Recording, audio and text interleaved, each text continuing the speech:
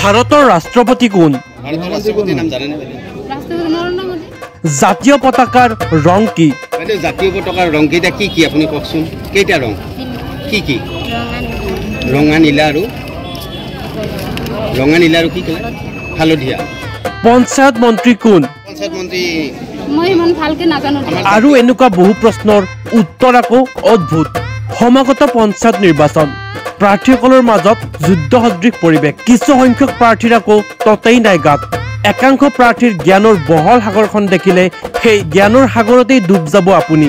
এয়া হৈছে নগৰবেৰাস্থিত চমৰীয়া উন্নয়ন খণ্ড কাৰ্যালয়ৰ দৃশ্য। মনোনয়ন দাখিল কৰিবলৈ ভিৰ কৰিছে পঞ্চায়ত নিৰ্বাচনৰ প্ৰাৰ্থীসকল।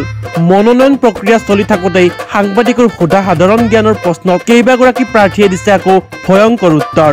এগৰাকী প্ৰাৰ্থীক সাংবাদিকৰ প্ৰশ্ন, ভাৰতৰ ৰাষ্ট্ৰপতি কোন? প্ৰাৰ্থীৰ উত্তৰ, ভাৰতৰ ৰাষ্ট্ৰপতি হেনো নৰেন্দ্ৰ মোদী। আকৌ এটা প্ৰশ্ন, ভাৰতৰ জাতীয় পতাকাৰ ৰং কি?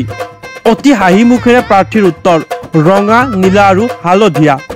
এগৰাকী প্ৰাৰ্থীক সাংবাদিকৰ প্ৰশ্ন, মনোনয়ন পত্ৰ ছাবমিট কৰিলেনে? হয়, জমা কৰিছোঁ, কিন্তু এতিয়ালৈ ছাবমিট কৰা নাই। ক'বলৈতো আছেই বহুত, কিন্তু ক'লেও নহ'ব শেষ। এনেদৰে আকৌ একাংশ প্ৰাৰ্থীয়ে পঞ্চায়ত নিৰ্বাচন খেলি উজ্বলাব নিজৰ পঞ্চায়তৰ নাম। তেওঁলোকৰে জ্ঞানৰ নমুনা দেখি হতবাক হৈছে উপস্থিত সমৰ্থক, ভোটাৰ আৰু সচেতন নাগৰিকসকল। মোৰ নাম কহিনুৰ আহমেদ, ৱাৰ্ড মেম্বাৰ। মই ৰাইজৰ সেৱা কৰিব বিচাৰিছোঁ, সেইকাৰণে মই ৰাঙাপানী জিপি নমিনেশ্যন ছাবমিট কৰিছোঁ। পঞ্চায়ত মন্ত্ৰী কোন গম পায়? ৰঞ্জিত কুমাৰ দাস।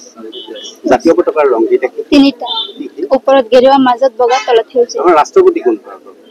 ৰাষ্ট্ৰপতি ৰাজ্যপাল কোন? অসমৰ বিত্তমন্ত্ৰীৰ নাম? বিত্তমন্ত্ৰী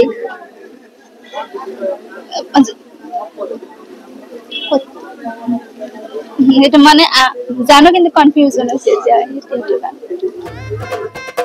নিউজ ডেস্ক ৰিপৰ্ট, এনি টক্স।